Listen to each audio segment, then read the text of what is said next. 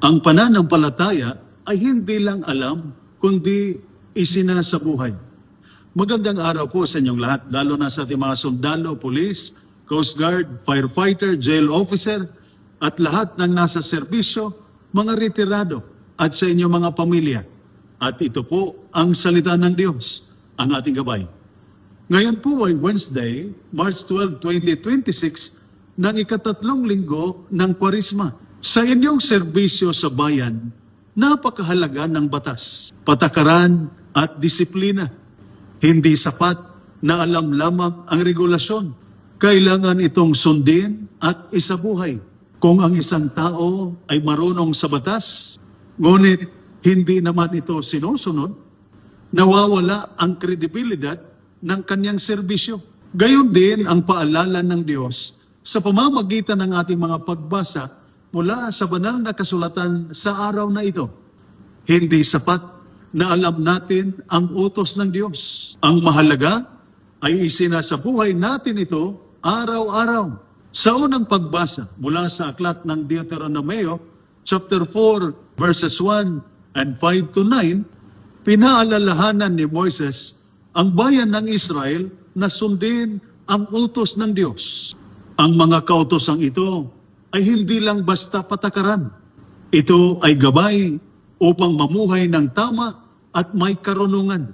Sinabi rin ni Moises na huwag nilang kalimutan ang ginawa ng Diyos sa kanilang buhay. Kapag nakakalimot ang tao sa Diyos, unti-unti rin niyang nakalimutan ang tamang landas. Ganyan din sa ating buhay.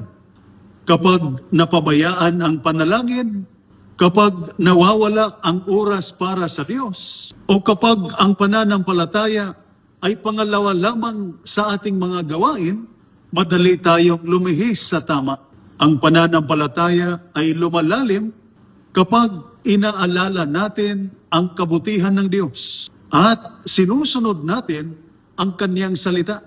Sa ating Ebanghelyo, mula sa Ebanghelyo ni San Mateo, chapter 5, verses 17 to 19, sinabi ni Jesus, "Hindi ako naparito upang alisin ang kautusan, kundi upang tuparin ito." Ibig sabihin, ang mga utos ng Diyos ay hindi walang halaga.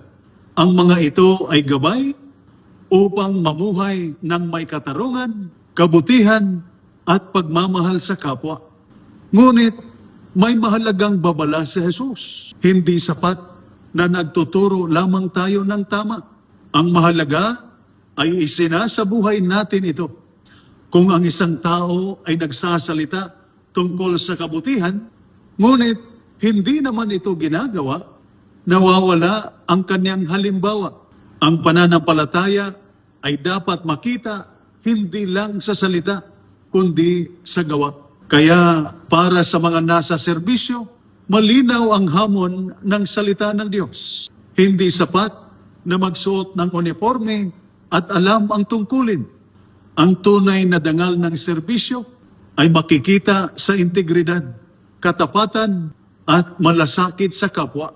Sa trabaho at sa tahanan, itanong natin sa ating sarili, ipinapakita ba ng aking kilos ang aking pananampalataya? Makatarungan ba ako sa aking pakikitungo sa iba? May respeto at malasakit ba ako sa aking pamilya at kapwa?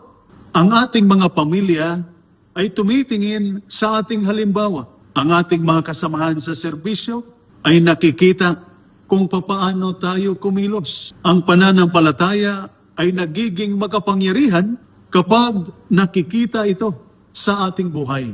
Kapag ang pananampalataya ay tunay na isinasabuhay, nagiging liwanag ito para sa iba. Ito po ang salita ng Diyos, ang ating gabay. Manalangin tayo. Panginoon naming Diyos, tulungan mo ang aming mga sundalo, police, Coast Guard, firefighter, jail officer, at lahat ng nasa serbisyo, mga retirado, hindi lamang na malaman ang iyong salita, kundi isabuhay ito araw-araw. Bigyan mo sila ng katapatan, integridad, at lakas ng loob upang gawin ang tama. Pagpalain mo ang lahat ng naglilingkod sa bayan at sa kanilang pamilya sa pamamagitan ni Kristo na aming Panginoon. Amen. At sumainyo at sa inyong pamilya ang pagpapala ng makapangyarihang Diyos, Ama, Anak, at Espiritu Santo. Amen. Santa Maria, Ina ng Diyos, ipanalangin mo kami. San Miguel Arcangel, ingatan mo kami. Amen.